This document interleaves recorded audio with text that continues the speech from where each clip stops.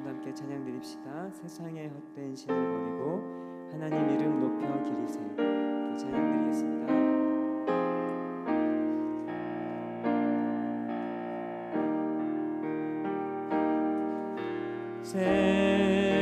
세상의 헛된 신을 버리고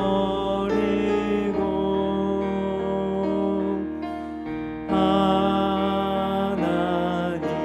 이름 높여 기리세. 온전 앞에서 모두가 와서 다 같이 하나님만 섬기세.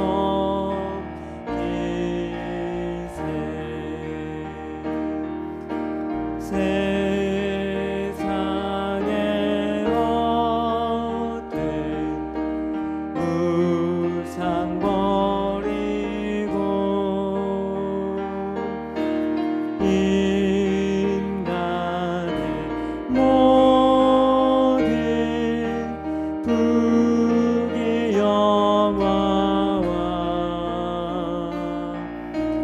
거짓과 불의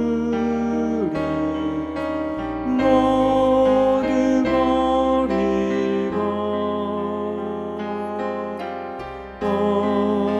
온전히 하나님만 섬기세.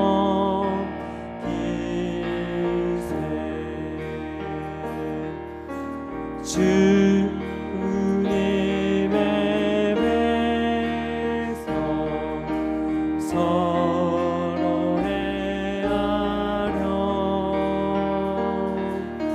시기와 미움 아주 멀리. 자리에서 일어나 찬양 드립시다. 하나님만을 홀로 섬기는 전국을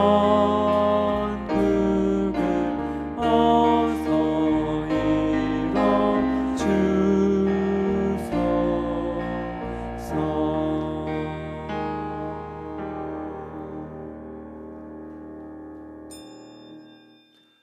오라 우리가 여호와께 노래하며 우리의 구원의 반석을 향하여 즐거이 외치자. 네.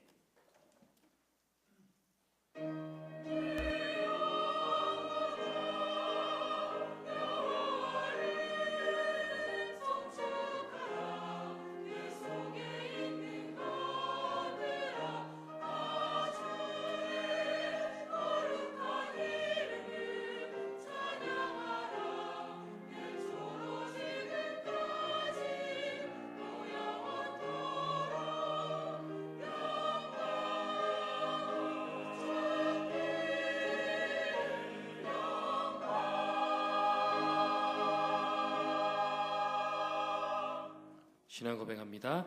나는 전능하신 아버지 하나님 천지의 창조주를 믿습니다. 나는 그의 유일하신 아들 우리 주 예수 그리스도를 믿습니다.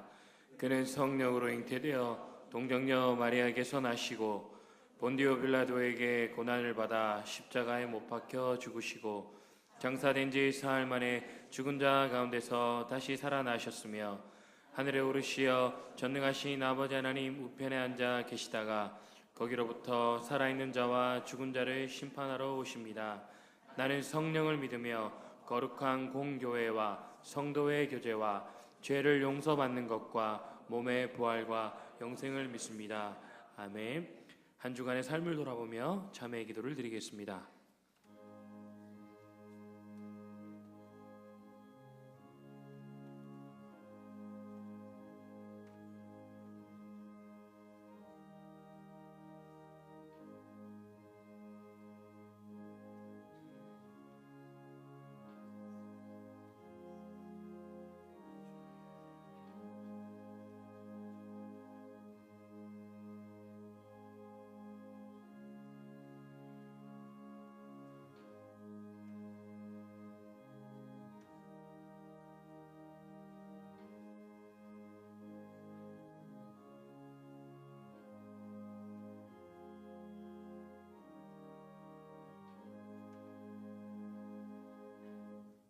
사제 선언입니다. 우리는 그리스도 안에서 그의 은혜의 풍성함을 따라 그의 피로 말미암아 속량 곧 죄사함을 받았느니라. 아멘.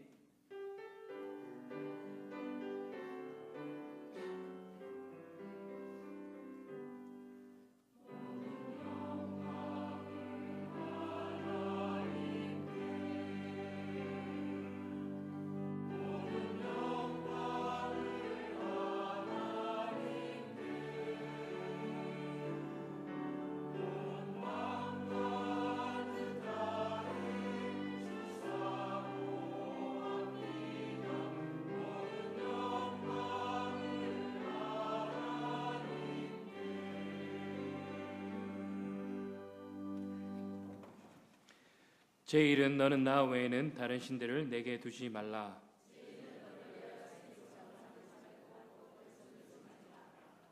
제3은 너는 내 하나님 여호와 이름을 망령되게 부르지 말라. 제5는 내 부모를 공경하라. 제7은 간음하지 말라. 제9는 내 이웃에 대하여 거짓 증거하지 말라. 아멘.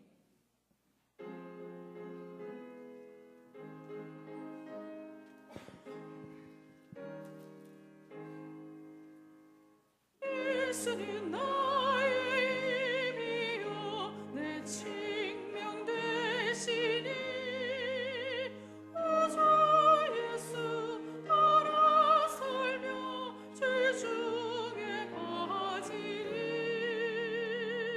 눈물이 앞을 가리고 내 맘에 근심 쌓일 때 위로하고 힘주시리 주 예수 예수는 나의 힘이요 내 친구 되시니 내 은혜를 당하며 풍성히 받으리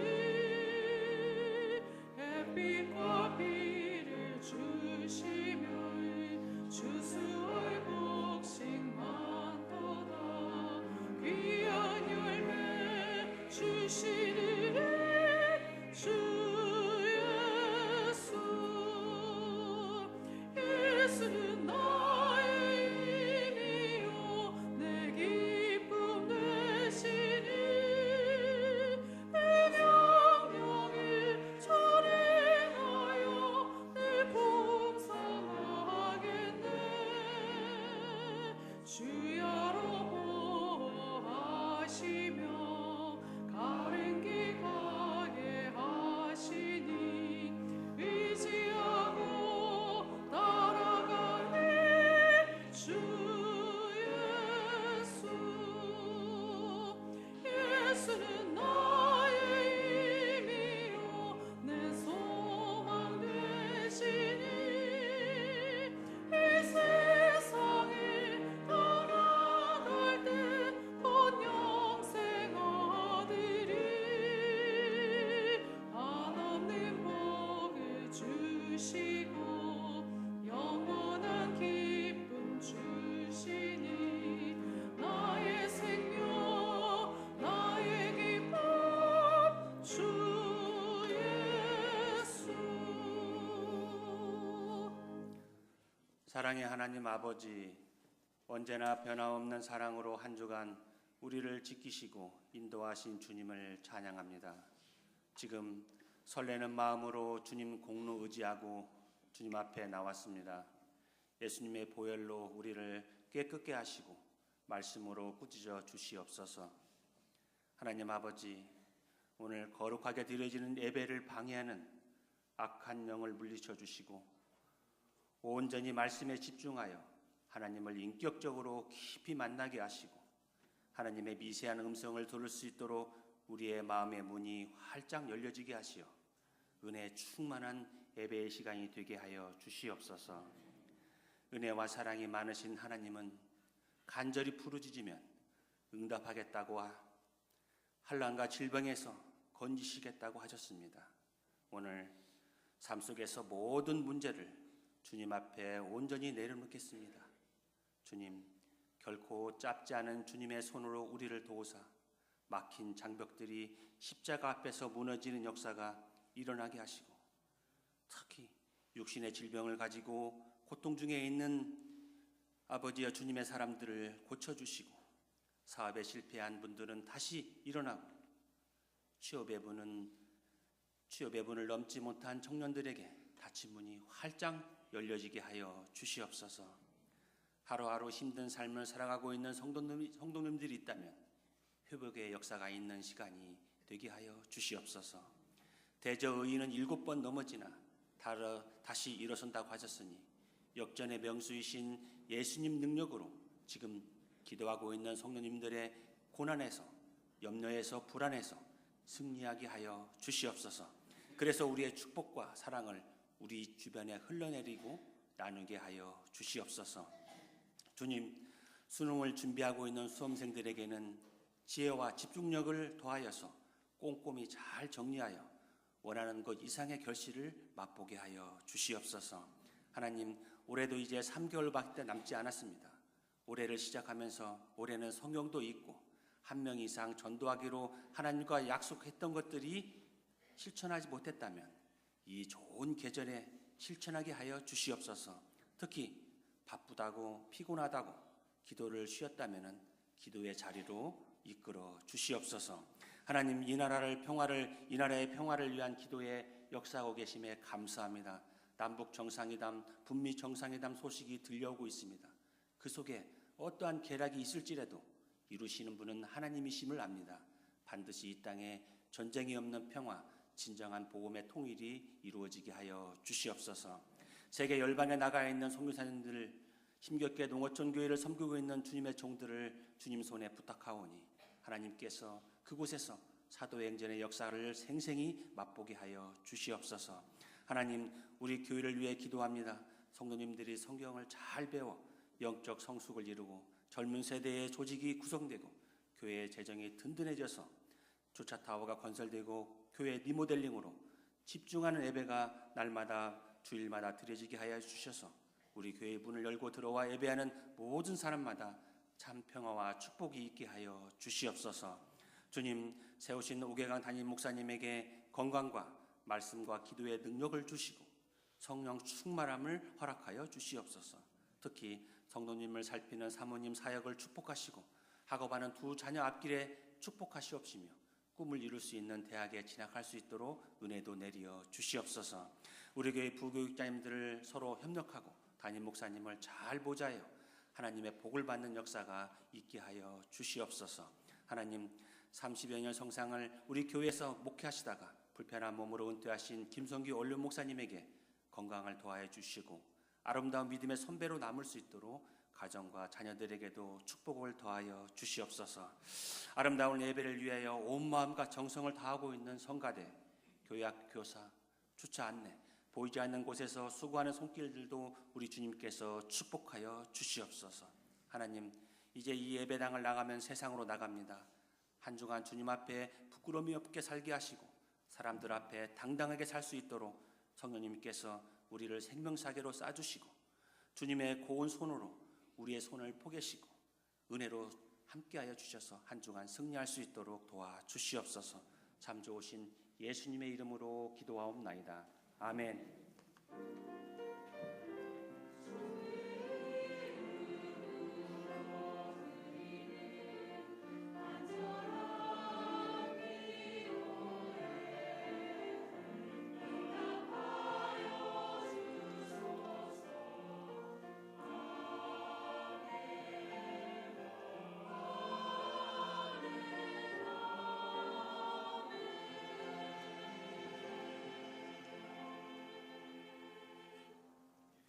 함께 일어나셔서 하나님의 말씀을 받겠습니다.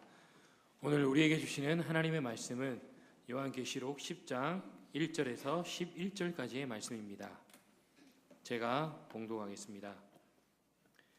내가 또 보니 힘센 다른 천사가 구름을 입고 하늘에서 내려오는데 그 머리 위에 무지개가 있고 그 얼굴은 해 같고 그 발은 불기둥 같으며 그 손에는 펴놓인 작은 두루마리를 들고 그 오른쪽 발은 바다를 밟고 왼발은 땅을 밟고 사자가 부르짖는 것 같이 큰 소리로 외치니 그가 외칠 때에 7 무리가 그 소리를 내어 말하더라. 7 무리가 말을 할 때에 내가 기록하려고 하다가 곧 들으니 하늘에서 소리가 나서 말하기를 7 무리가 말한 것을 임봉하고 기록하지 말라 하더라. 내가 본 바 바다와 땅을 밟고 서 있는 천사가 하늘을 향하여 오른손을 들고 세세토록 살아계신 이 곧 하늘과 그 가운데 있는 물건이며 땅과 그 가운데 있는 물건이며 바다와 그 가운데에 있는 물건을 창조하신 이를 가리켜 맹세하여 이르되 지체하지 아니하리니 7 천사가 소리내는 날 그의 나팔을 불려고 할 때에 하나님이 그의 종 선지자들에게 전하신 복음과 같이 하나님의 그 비밀이 이루어지리라 하더라. 하늘에서 나서 내게 들리던 음성이 또 내게 말하여 이르되 네가 가서 바다와 땅을 밟고 서 있는 천사의 손에 펴놓인 두루마리를 가지라 하기로 내가 천사에게 나아가 작은 두루마리를 달라 한즉 천사가 이르되 갖다 먹어버리라. 내 배에는 쓰나 내 입에는 꿀같이 달리라 하거늘 내가 천사의 손에서 작은 두루마리를 갖다 먹어버리니 내 입에는 꿀같이 다나 먹은 후에 내 배에서는 쓰게 되더라. 그가 내게 말하기를 내가 많은 백성과 나라와 방언과 임금에게 다시 예언하여야 하리라 하더라. 아멘.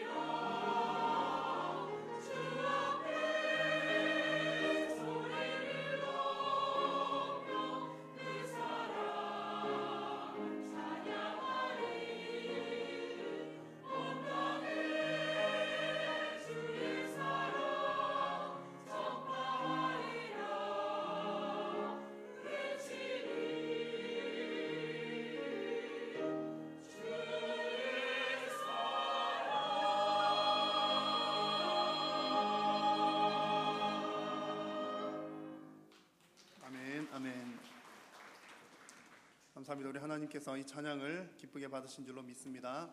교회 소식을 전해드리겠습니다.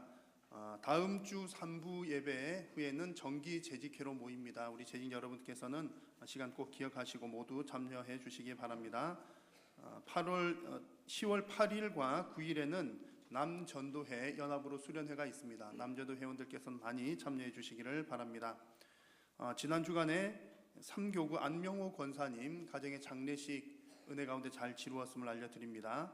그리고 돌아오는 수요일 3일에는 1교구 6남전도회 강호철 안수집사님, 16정도의 박정화 권사님의 장녀인 보람양의 결혼 예식이 있습니다. 교회에서는 10시 30분에 출발을 하고 결혼 예식 시간은 낮 12시 서울 가든 호텔 2층에서 있습니다. 더 많이 축하해 주시기 바랍니다. 아울러서 다음 돌아오는 수요일부터 그 다음 주 수요일까지 러시아 단기 선교팀이 선교를 다녀오게 됩니다. 우리 작년부 단기 선교팀이 되겠습니다. 이기영 안수집사님, 우리 해외 선교국장님이신 이기영 안수집사님 외에 8명, 또 우리 교역자로는 김성호 선교위원회 담당 목사님께서 인솔해서 다녀오게 됩니다. 그래서 단기 선교 잘 다녀올 수 있도록 또 위에서 많이 기도해 주시고요. 우리 교회에서 협력하고 있는 김아브람 선교사님과 함께 이제 현지에서 또 사역지를 둘러보는 그런 일정이 되겠습니다. 많이 기도해 주시기 바랍니다. 또 아주 중요한 광고입니다. 아직 시간이 조금 남기는 했습니다만 미리 광고를 드립니다. 2019년도 주방 봉사자를 모집을 합니다. 지금까지는 우리가 각 교구별로 식사 주일 낮 식사 준비를 감당을 했습니다. 혹 내년부터는 주방 봉사를 이렇게 전담해서 하실 수 있는 분들이 있으면 주일 낮 식사 준비를 주방 봉사 팀에서 감당을 하고자 합니다. 그래서 혹 내가 음식 만드는 것은 자신이 있어, 대량 음식은 나를 따라올 사람이 없지, 나는 힘이 좀 있어, 이렇게 감당하실 만한 분들, 또 관심이 있으신 분들 우리 이영호 목사님에게 문의해 주시면 감사하겠습니다. 주보에 없는 광고입니다. 우리 40주년 역사책을 편찬을 하고 있습니다. 순적하게 잘 진행되는 과정 가운데 있고요. 아마 올해 이제 속해 있는 우리 성도님들의 사진도 개인 사진이 아니라 속해 있는 기관들의 사진 이 역사책에 올라가게 될 겁니다. 그래서 아마 이제 각 기관 장님들이나 통해서 협조 내용이 전달이 되었을 텐데 만약 이제 여러분들이 속한 뭐 교육기관이면 교육기관, 찬양대면 찬양대, 자 오늘 우리 사진 찍습니다라고 그러면 나는 사진 안 찍을래요 그러지 마시고 한 분도 빠짐없이 모두가 다 또 이렇게 역사책에 기록을 남기는 그 사진 찍는 일에 적극 참여해 주셔서 우리 교회 성도님들 한 분도 빠짐없이 나는 어느 곳이건 뭐 여기 기관이든 저기 기관이든 혹은 뭐 2번, 3번이든 꼭 사진에 나올 수 있도록 여러분 우리 사진 찍습니다. 그러면 꼭 잘 모여주시고 협조를 해주시면 감사하겠습니다. 오늘 점심 식사는 권성중 집사님, 김연아 집사님 가정에서 대접을 해 주시겠습니다. 나머지 광고들은 주보를 참고해 주시면 되겠습니다. 봉헌 찬송 드리겠습니다.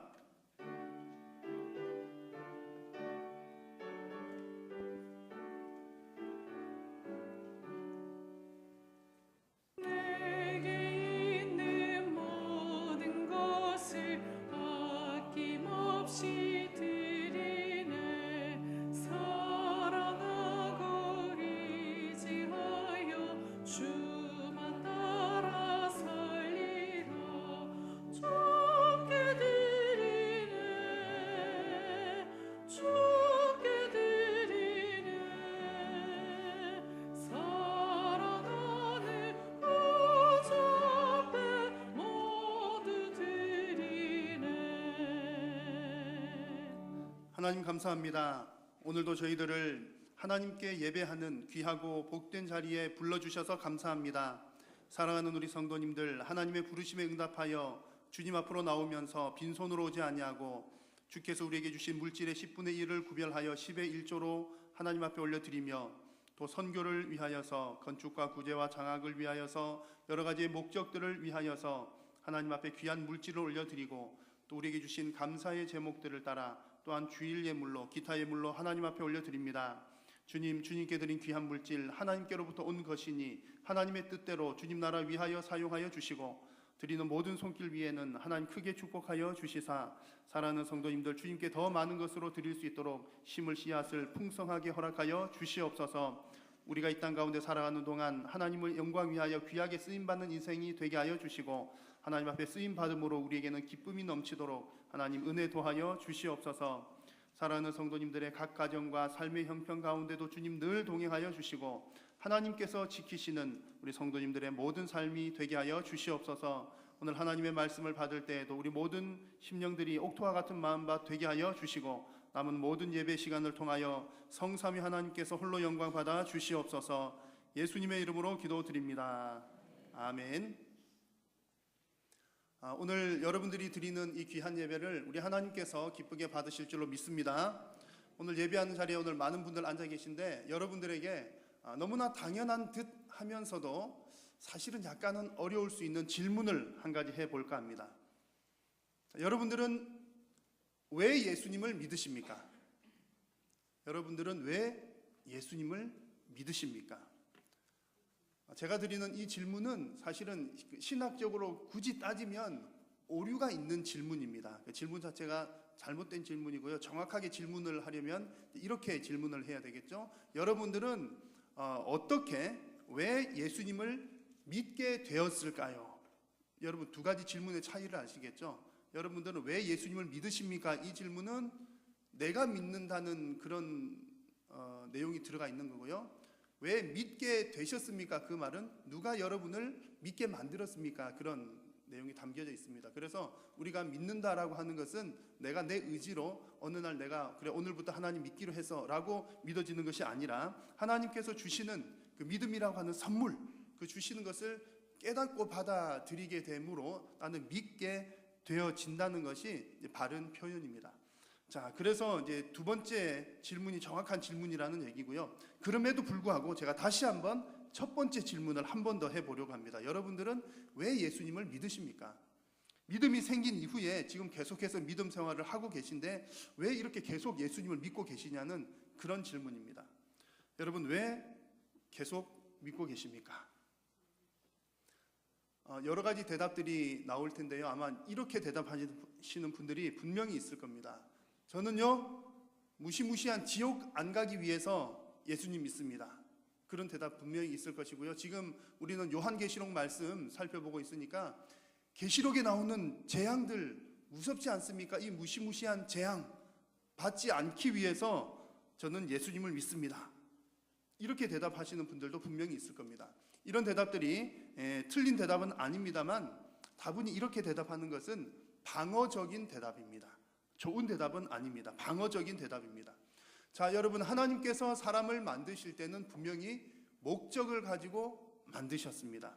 하나님께서 사람을 만드신 목적은 크게 보면 두 가지 말씀을 드릴 수가 있습니다. 하나는 하나님과 교제하기 위해서, 그러니까 하나님께서 사람을 만드시고 하나님과 그 사람 서로 간의 교제가 있기 위해서 사람을 만드셨다는 것이고요. 또 다른 하나는 하나님께서 만드신 이 세상의 모든 피조물들을 사람들에게 관리시키시려고 막 다스리도록 맡기시기 위해서 또 사람을 만드셨습니다. 그 두 가지가 우리 사람들에게 있어서 중요한 목적인데요.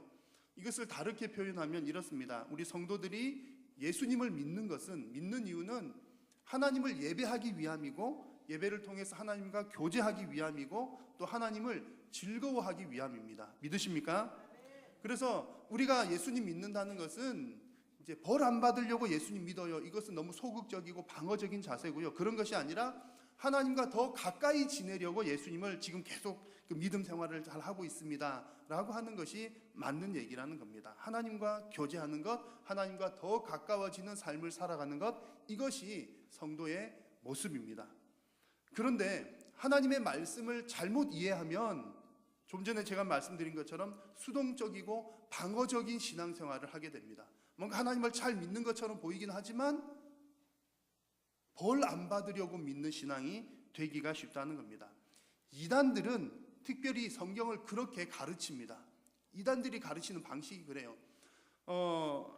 다니엘 기도회 때 새벽에 제가 잠깐 한번 언급을 해드렸습니다만 신옥주 같은 사람도 보면 이제 그런 주장을 했습니다. 한반도에 극심한 가뭄이 올 것인데, 기근이 올 것인데 극심한 기근을 피할 곳, 낙원, 약속의 땅, 기근이 없는 땅, 우리가 그곳으로 찾아서 옮겨가야 된다 그래서 이제 이 사람들이 찾은 것이 남태평양에 있는 피지라고 하는 피지 공화국 섬이고요. 그곳을 지목하고 성도들 400명 정도를 옮기고 또 여기 남아 있는 사람 또 계속 가려고 하는 그런 일들이 있었습니다.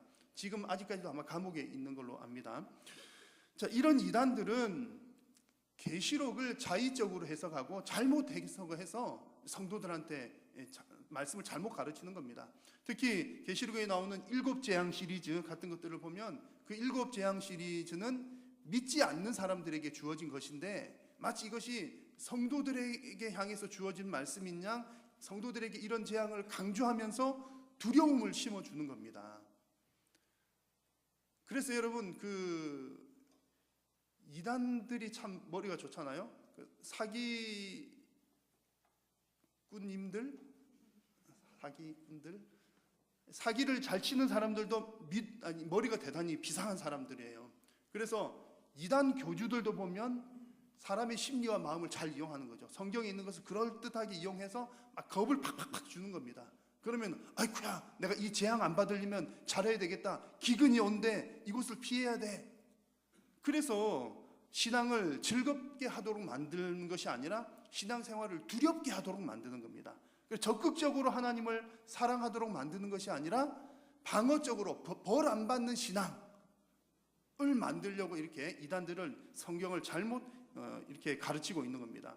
예수님을 믿는 것이 기쁨을 누리는 일이 아니라 그냥 재앙을 피하는 일 정도가 되어버렸습니다. 이런 일들이 나타나게 된 것은 성경을 잘못 해석한 결과입니다.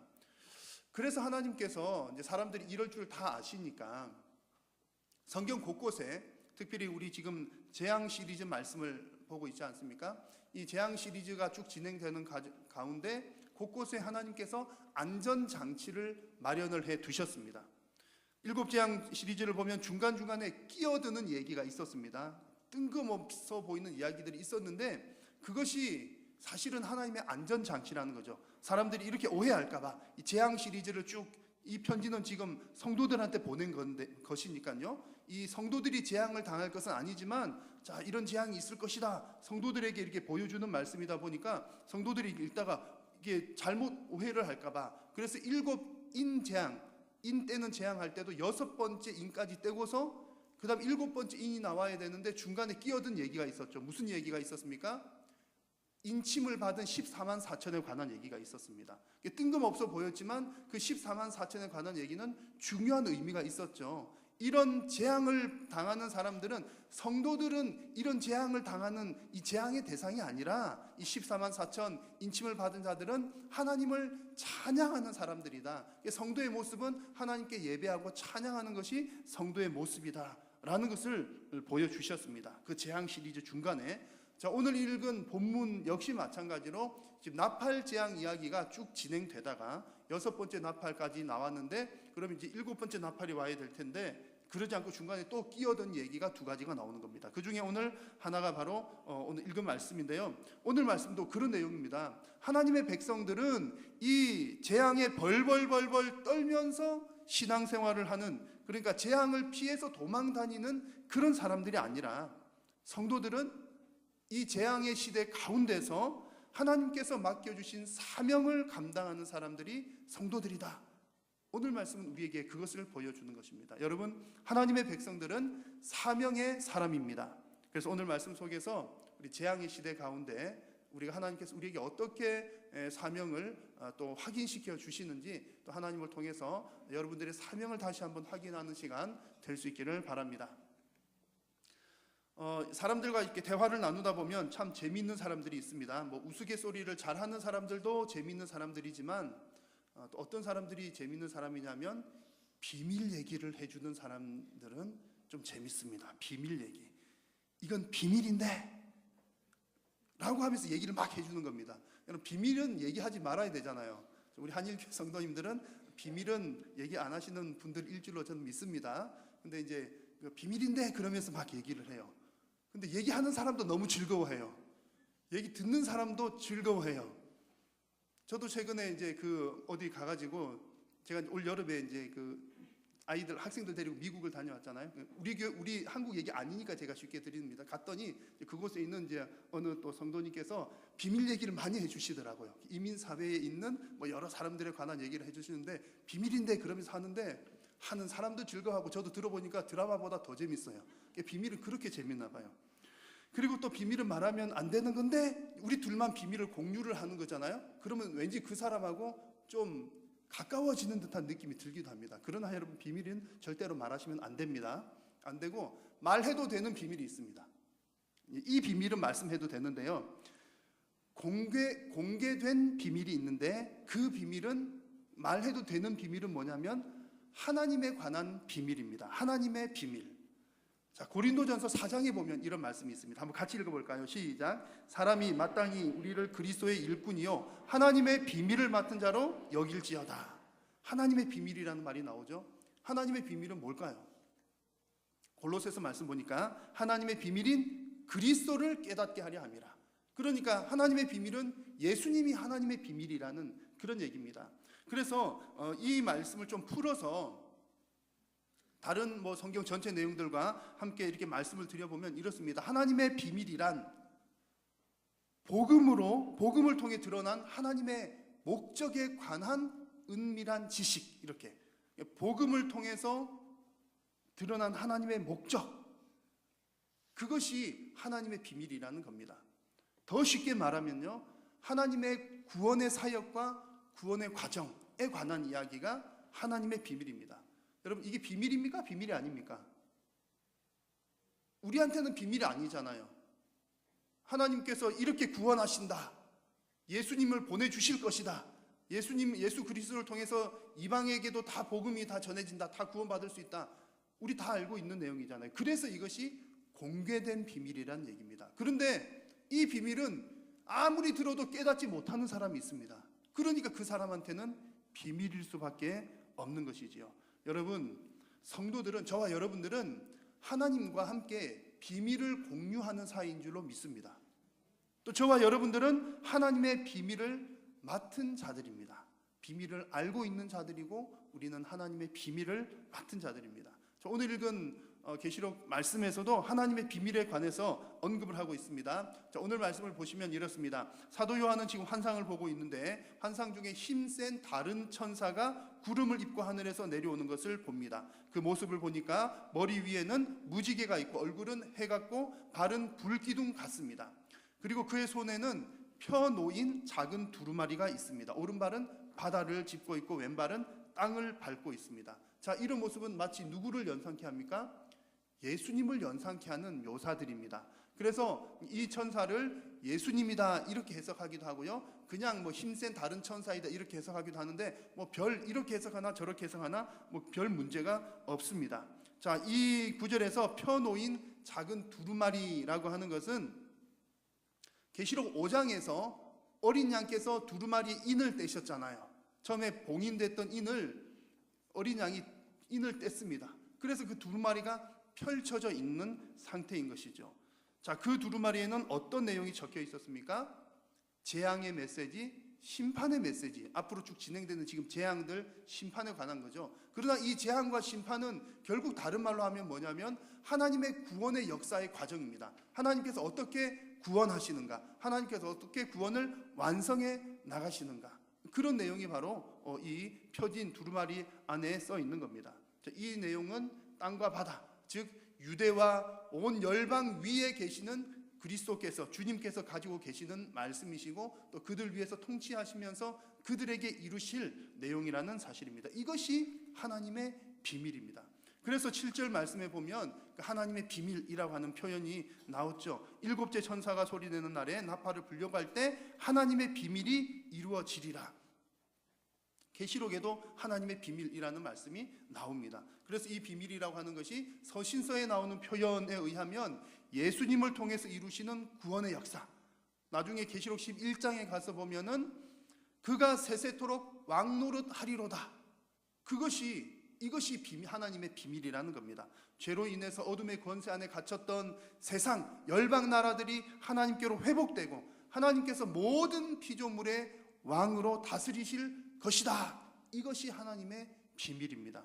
여러분, 이것이 이 비밀은 공개된 비밀이고 이 비밀은 반드시 이루어질 비밀인 줄로 믿습니다. 여러분, 성도인 저와 여러분들은 하나님과 이 비밀을 공유하고 있는 복된 사람들인 줄로 믿습니다. 그래서 이렇게 반드시 이루어질 하나님의 비밀이 있습니다. 자, 이런 가운데 또 하늘에서 또다시 음성이 들립니다. 천사의 손에 들려있는 이 펴놓인 두루마리를 취하라, 그런 음성이 들리면서 그 이어서 두루마리를 먹으라고 합니다. 9절과 10절 말씀에 나오는 내용이죠. 그 두루마리를 갖다 먹어버리라. 그 두루마리를 갖다 먹어버리니 내 입에는 꿀같이 달아 먹은 후에 내 배에서는 쓰게 되더라. 자, 두루마리를 먹었는데 입에는 달아요. 배에는 쓰다고 합니다. 자, 이게 무슨 말씀일까요? 분명한 것은 이 두루마리는 무엇을 얘기하는 거죠? 하나님의 말씀입니다. 하나님의 말씀, 하나님의 심판과 재앙을 통해서 구원을 이루어 가시는 하나님의 기록된 말씀입니다. 하나님의 비밀의 말씀이죠. 요한계시록뿐만 아니라 우리가 가지고 있는 성경 전체도 마찬가지입니다. 결국 이 모든 성경의 내용은 하나님께서 어떻게 구원해 나가시는가, 하나님의 나라를 어떻게 완성시켜 나가시는가를 보여주는 책입니다. 지금 요한은 바로 그 책을 먹었다는 얘기입니다. 그래서 9절 말씀에 먹어버리라 라고 하는 표현은, 먹는다는 표현은 그 내용을 완전하게 소화를 시킨다는 뜻이 있습니다. 그리고 그 내용을 깊이 있게 깨닫는다는 뜻이 있습니다. 자, 그런데 왜 하나님의 말씀은 입에는 단데 배에는 쓸까요? 입에는 쓰나 몸에 좋다는 얘기는 들어봤는데 왜 입에는 달고 배에는 쓸까요? 여러분, 혹시 이제 졸리실까봐 영화 한 편 보여드리도록 하겠습니다. 혹시 인크레더블이라고 하는 영화를 아십니까? 보셨나요? 네. 딱 보니까 이제 이 영화가, 이 사진 인크레더블 2 영화고요. 1이 나왔을 때 세상이 발칵 뒤집혔습니다. 아니, 방학동이 발칵 뒤집혔습니다. 왜냐하면 영화에 나오는 남자 주인공이 오개강 목사를 닮았다 그래가지고 난리가 난 거예요. 난리가. 여러분, 딱 닮지 않았습니까? 그래가지고 이제 오래 전입니다만 저거 나오고 얼마 안 되었을 때 우리 교회 청년이 인크레더블 저 조그마한 이렇게 플라스틱 인형을 저에게 선물을 주더라고요. 그래서 책상에 놔뒀더니 매일 거울 보는 줄 알았습니다. 인형 볼 때마다. 이 영화는 이제 애니메이션 영화인데요. 아이들이 보는 영화일까요? 어른들이 보는 영화일까요? 네, 제가 질문하니까 대충 눈치가 보이시죠? 자, 영화 평론가들이 하는 얘기를 들어보니까 그렇습니다. 이제 저도 이 영화를 봤는데 애라서 본 건 아니고요. 이제 영화 평론가의 얘기를 듣고 나니까 그렇구나, 뒤늦게 저도 좀 알게 됐습니다. 그 영화 평론가 얘기를 에 따르면 가족 구성원 각자의 연령대에 따라 느끼는 바가 다 다르다. 이 같은 영화를 보고 애가 보는 느낌, 엄마가 보는 느낌, 아빠가 보는 느낌이 다 다르다는 겁니다. 그 대략 내용은 이런 내용인데요. 이 남자 주인공인 아빠의 이름은 밥입니다. 밥이고 왕년의 영웅 중에 영웅이었죠. 근데 이 2가 나오는 이 배경에서는 시대가 바뀌어가지고 세상 사람들이 영웅을 별로 안 좋아하는 겁니다. 별로 영웅 별 필요 없어. 다 잘 먹고 잘 사는데 편안한 세상인데, 그래서 영웅을 별로 찾지 않는 시대가 되었는데, 그래서 이제 이 영웅인 밥, 또 그 가족들을 불러주는 사람이 없었던 거죠. 그런데 어느 사건으로 인해서 영웅을 지금 다시 찾게 되는, 그렇게 이제 이야기가 진행이 됩니다. 그래서 영웅을 다시, 또 악당들을 물리칠 영웅을 찾는데, 문제는 이 아빠 밥은 당연히 그래 내가 가서 악당들을 물리쳐야지 이렇게 생각했는데 면접에서 떨어지는 거예요. 그리고 이제 그 영웅으로 활약을 해야 될 사람은 이 아빠가 아니라 엄마인 헬렌이 부름을 받고 이제 그렇게 활동을 하면서 악당을 물리치게 되는 그런 얘기입니다. 그러면서 이 아빠는 그러면 뭐 하게 될까요? 막내가 태어났는데 아빠는 이제 집에서 애기 보는 신세가 되었던 겁니다. 한때는 잘 나가는 영웅이었는데 말입니다. 그래서 이 영화를 보는 아빠들은 그런 느낌을, 공감대를 얻는다고 합니다. 남성으로서의 지금 사회적인 역할이 줄어들고 있다는 그런 공감대를, 애기들이 보는 만화 영화인데 이걸 보면서 아빠들이 그런 걸 느낀다는 거죠.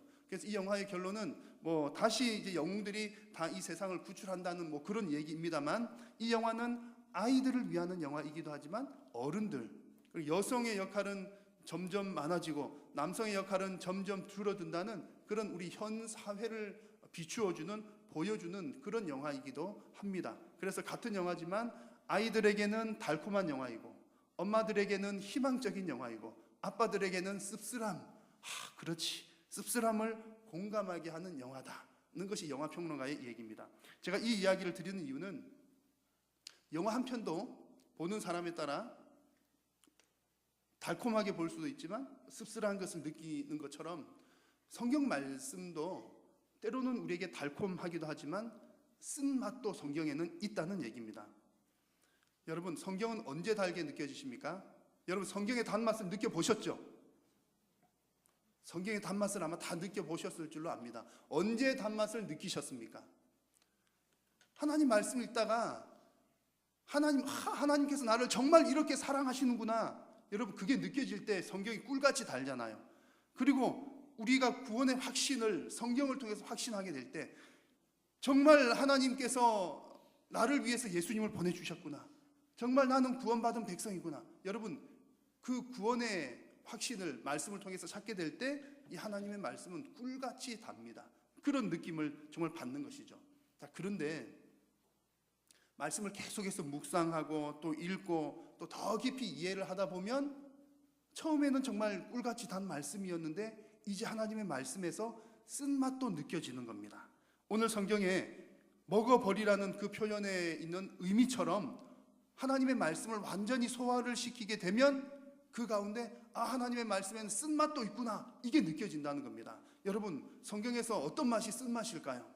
크게는 두 가지인데요. 하나는 성경에 나오는 내용들은 구원의 기쁨을 주는 메시지도 있지만 뭐 계시록의 메시지처럼 재앙이나 심판에 관한 메시지도 분명히 있습니다. 그래서 어떤 사람들은 이 쓴맛이라고 하는 것이 이런 재앙과 심판에 관한 메시지다 해석을 하기도 하고요.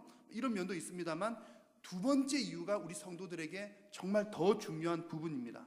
여러분, 우리가 하나님의 말씀을 읽고 깨달을 때는 정말 달콤하게 느껴집니다. 정말 은혜롭고 달달한 그런 말씀이지만 여러분, 하나님의 말씀, 깨달은 말씀대로 살아가려고 하면 여러분, 그게 쉽습니까? 어렵습니까? 그때 정말 쓴맛을 보게 된다는 거죠. 하나님의 말씀대로 살아가는 일은 사실은 쓴맛을 느끼는 일입니다. 왜냐하면 말씀대로 살면 고난을 당하기 때문이죠. 말씀대로 살면 핍박이 따라오기 때문에 그렇습니다. 또 이 말씀을 증거하는 삶을 살면 반드시 고난, 환난이 동반하기 때문에 그렇습니다. 여러분, 만약에 나는 성경을 읽어봤는데 한 번도 쓴맛을 못 느껴봤어, 그런 분들 계신다면 여러분, 꼭 쓴맛을 느끼시기를 축원합니다. 그것이 성경에 나와 있는 그런 뜻이 있기 때문에 그렇죠. 성경은 여러분, 단맛도 있지만 쓴맛, 이 두 가지 맛을 다 볼 수 있어야 됩니다. 그리고 특별히 쓴맛을 본다는 것은 신앙이 성숙한 사람이라고 하는 것의 반증이기도 합니다.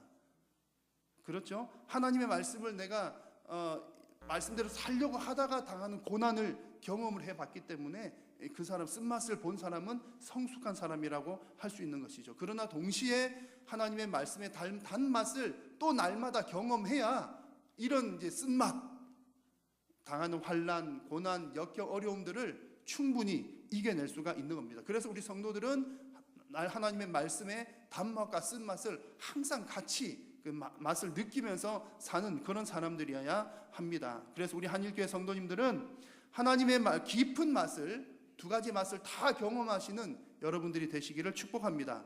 특별히 구원의 기쁨으로 인한 그 단맛으로 능히 어떤 고난도 역경도 다 이겨내시는 우리 성도님들 다 되시기를 축원합니다. 자, 이제 요한이 이 두루마리를 이렇게 먹었습니다. 먹었더니 입에는 달고 이제 배에는 썼죠.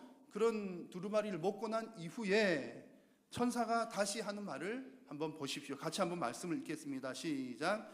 내가 많은 백성과 나라와 방언과 임금에게 다시 예언하여야 하리라. 아멘. 자, 다시 예언하여야 하리라. 그런데 무엇을 다시 예언할까요? 무엇을 다시 예언해야 됩니까? 지금 요한이 먹은 말씀입니다. 너가 지금 그 말씀을 먹은 그 말씀을 다시 예언하라. 반드시 이루어질 하나님의 비밀, 곧 모든 나라가 하나님께로 회복되고 하나님께서 모든 피조물의 왕으로 다스리신다는 그 사실을 다시 전하라. 이 말씀이 다시 예언하라는 말씀입니다. 이미 요한은 이런 내용들을 예언을 했었죠. 이미 하나님의 말씀, 복음, 구원의 과정들을 다 전했습니다. 그런 일을 했지만 하나님께서는 다시 예언하라 이렇게 말씀하시는 거죠. 왜 다시 예언하라고 말씀하실까요? 우리가 6번째 나팔까지 보는 과정에서도 드러났습니다만 사람들 중에 그렇게 환난, 역경, 재앙들을 다 당하면서도 아직까지도 회개하고 돌아오지 않는 사람들이 많이 남아있기 때문입니다. 아직까지도 회개하지 않는 자들이 있기 때문에 하나님은 요한에게 다시 예언하라 말씀을 하시는 겁니다. 자, 그런데 여러분, 그렇게 완악한 자들에게 요한이 다시 가서 다시 예언한다고 해서 그 사람들이 회개하고 돌아올까요? 안 돌아올까요? 잘 받아들이겠습니까? 잘 안 받아들이겠습니까? 아마 잘 안 받아들일 것 같아요. 게다가 그렇지 않아도 지금 요한은 복음 때문에 세상에서 얼마나 고난을 많이 당했습니까? 그 복음 때문에 복음대로 살려고, 말씀대로 살려고 하면 고난 당하는 곳이 세상이고요, 하나님의 말씀을 전하려고 하면 환난과 핍박을 주는 곳이 세상입니다. 그런 곳에, 그런 세상에 지금 하나님께서는 너가 다시 세상으로 들어가서 다시 예언하라, 그런 말씀을 하고 계신 겁니다. 제가 가끔 이제 주변에서 이런 얘기를 듣습니다. 이제 목사님들의 얘기인데요. 어느 목사님들이 어떤 그 교회 사역지를 사임을 하시면서 이런 얘기를 하시는 경우들을 종종 들었습니다. 어떤 얘기를 하시냐면 너무 참 안타깝다는 거죠. 목사님들이 볼 때 참 뭐가 안타깝습니까? 그러니까 성도님들이 안 변해도 너무 안 변한다는 겁니다. 아무리 말씀을 5년 10년 말씀을 가르치고 제자 훈련을 하고 온갖 공을 다 들였는데 성도님들이 안 변한다더란 겁니다. 그래서 결국 지치거나 지쳐서 사임을 하거나 혹은 그런 과정 가운데 뭐 성도님들과 이제 관계 어려움이 있어서 사임하거나, 그 사임을 하면서 이제 이렇게 안타까워하는, 하소연하는 말씀들이 성도님들은 너무 안 변한다, 그런 얘기를 이제 듣는 경우들이 있고요. 직접 듣는 그런 내용입니다. 또 제가 또 가끔 이런 얘기도 또 듣습니다. 다른 교회 얘기인데요. 이것도 제가 직접 들은 얘기입니다. 우리 목사님은 안 변해도 너무 안 변한다는 성도님들의 얘기입니다. 성도님들이 목사님 찾아가가지고 목사님 뭐 이렇게 하면 어떨까요? 건의도 하고 얘기도 하고 좋게 뭐 이렇게 얘기도 하고 뭐 맛있는 거 사드리기도 하고 온갖 뭐 이렇게 하지만 우리 목사님 고집이 너무 세셔. 우리 목사님 너무 안 바뀌셔. 안 변한다는 거죠.